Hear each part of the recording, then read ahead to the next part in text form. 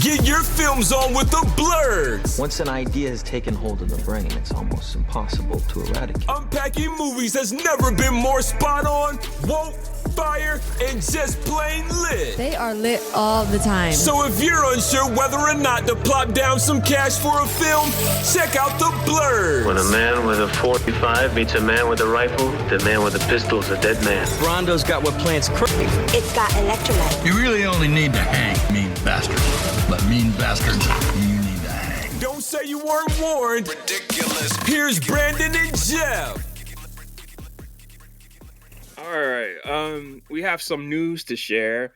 MGM Amazon Studios has acquired the rights from Lionsgate because Lions can't hold on to fucking anything. If you're not John Wick or Hunger Games, you are lost. Well, what do I do with this? I'm surprised they haven't milked Twilight more. They're gonna bring it back. I swear. I guarantee they're probably gonna in the next 2 years. That's gonna be the project that they throw all their. I'll be real. On. I have no skin in the game, and I look at that, and I'm just like, if you're getting mad, I've seen a couple of them. I'm like, they're bad movies, but if you're getting mad over this, relax. It's daytime vampires and werewolves. Relax. It's not for me. It's not for me. Calm the fuck down. Anyways, Amazon MGM Studios has acquired A Simple Favor 2, aka Another Simple Favor, a sequel to the Mommy Noir that came out right before the pandemic. I saw it in theaters. It was a solid movie, and there was talks about a sequel, but I was like, I don't know how you do a sequel, but there's a sequel. There's no trailer out right now. Right. Just a poster and a release date. It is May. Yeah. If I am not mistaken. You go ahead and talk while I check the release date. Yeah, it's they sent us a still and a press packet. Sure, cool, fine. I finally saw the first one because I really had no interest in it. It felt to me all the hype around it was like, okay, it is a mommy version of Gone Girl. It was like, I'm good on that. So I finally ended up watching it a couple of days ago because we got this news and I wanted to be informed, and it was fine. Yeah, it was. I enjoyed it. It was good. It wasn't great. It was. It's hitting Amazon Prime on May 1st, same day as Thunderbolts. And honestly, if I wasn't if I wasn't a film critic / film journalist, and I was just a normal person, I'd get off work and be like, all right, I'm gonna go fucking home and watch A Simple Favor. Like, if I had kids, it'd be like, Dad, can we see Thunderbolts? I'm gonna be like, ask your mom. Like, we got Thunderbolts at home. Ask your called mom. The Avengers. Yeah, or you could watch. You know what? I'll let you watch your first R-rated movie. Here's James Gunn's Suicide Squad. Yeah,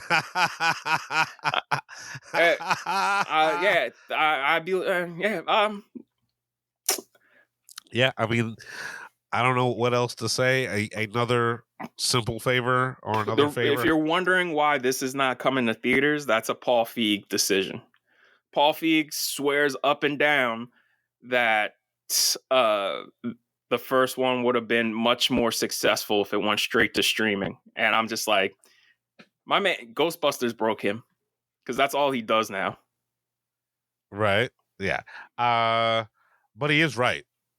Like, this was not a theater project. I mean, I was not mad that I paid to see this. The first one, at least, in theaters. So, sure, look, that's all Paul Feig's been doing is straight to streaming movies. I haven't even seen the one with Awkwafina and John Cena. Oh, yeah. I talked about that one. Paid lottery or something like that. Oh, fuck, you watched that? Yeah. Look, it was fine. It was fine. It was Paul Feig. Nah, man, Paul Feig had a run, bro. Like, he did have a run. The Heat, which they fucked up by not doing a sequel to that. Right. I don't know how they didn't ever do a sequel or multiple spin-offs of Spy. That's fucking wild. That's his best movie. Honestly, I like The Heat better than Spy. Oh no, I love Spy better. Spy was much more funny. Yeah.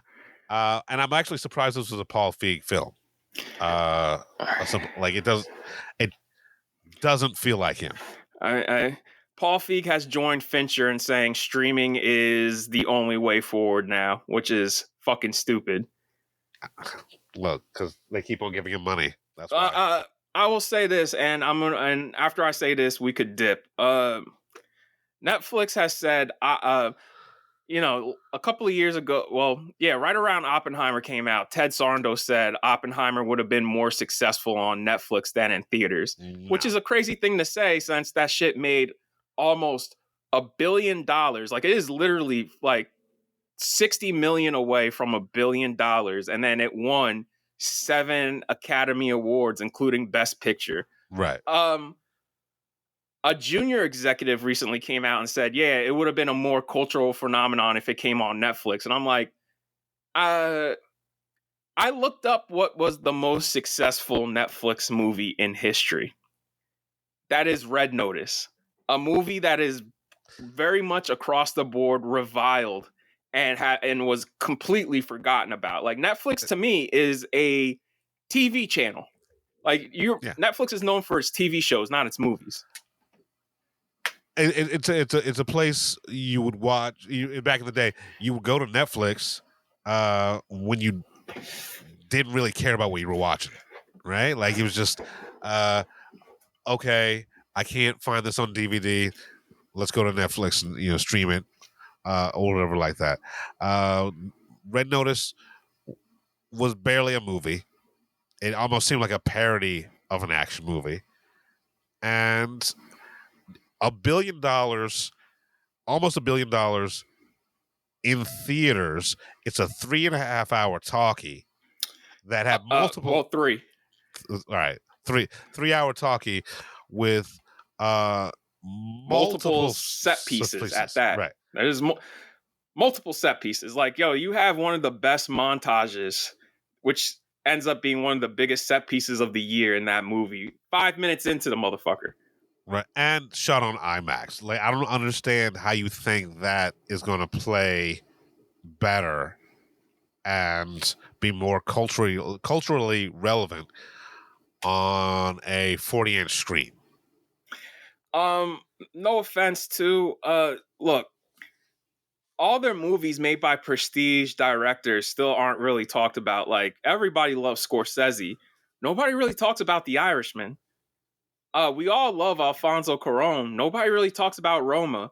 Nobody really talks about Marriage Story. These are all films I love that nobody really talks about. They come on, Mank is good, but it's not Fincher's best work, and The Killer's fine. Like, what else? Fincher's done House of Cards, and the first season of House of Cards is fantastic, but a significant drop off season by season after that. Right. Because Fincher swears by Netflix, and I'm like, man, your Netflix stuff is not up to par with your stuff that you put out in theaters. And I love Mank. Look, he does the Netflix thing because they give him carte blanche, right? That's the reason he's at the Netflix teat. I get it. Like, he can do whatever he wants there. Yeah, and you know what? Not nearly as interesting. Yeah. Right. Because he's talking about retiring after his next 2 movies, and I'm just like, you know what, man? You retired after Gone Girl. The biggest hit of your career, and you ran to Netflix, which is wild. Well, yeah, I get the safety of going to Netflix because they'll write blank checks and they don't really fucking care about storytelling or craft. Not anymore, because now they're telling you, like, how can you say Oppenheimer would be more culturally relevant on Netflix when you're actively asking your creatives to dumb the shit down so people can understand what's going on while they spend 60% of their time scrolling through whatever social media they're on? Right. Because they're butthurt that they didn't get Oppenheimer. That's what it is. They're mad. They're mad that they don't actually have a movie of any kind of cultural significance. And the one that they did have, Amelia Perez, that kind of got fucked. Yeah, we'll see how Narnia shakes out, because now I feel like there's going to be more and more filmmakers who Netflix is just going to be like, yeah, we'll give you a theatrical run if you make this movie for us. Because now, like, once that can of worms is open, you can't put that back in the right. can. Like, Pandora's box been open, and if Netflix want to keep attracting top tier talent, then they're gonna have to make some concessions. And I guarantee you, I feel like Rian Johnson is going to use this as leverage and be like, so, like, yeah, you got to give me 3 weeks in theaters before this comes to Netflix. Whenever I talk about Rian Johnson and Netflix, I almost feel bad for Netflix because Rian Johnson got him. I'll be real with you. I think if Daniel Craig and Rian Johnson do more Knives Out movies, it ain't gonna be with Netflix. Unless Netflix is willing to pay $500 million. Yeah, because they already cashed out. Like, it clearly it seems to me, to Ryan and Daniel Craig, the money wasn't worth it. Right. So I think since they made so much money off these 2 movies, I guarantee you they're just going to be like, fuck it, we'll go back to theaters.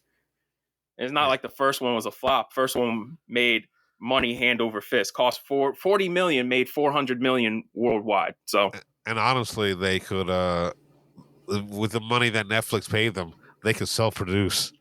Oh yeah, they could self-finance and then make all their money back. Yeah.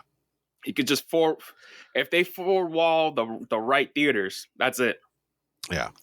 So yeah, simple favor too. Drops May 1st. We'll keep you updated. Yeah, man. Probably going to be better than Thunderbolts. We'll see.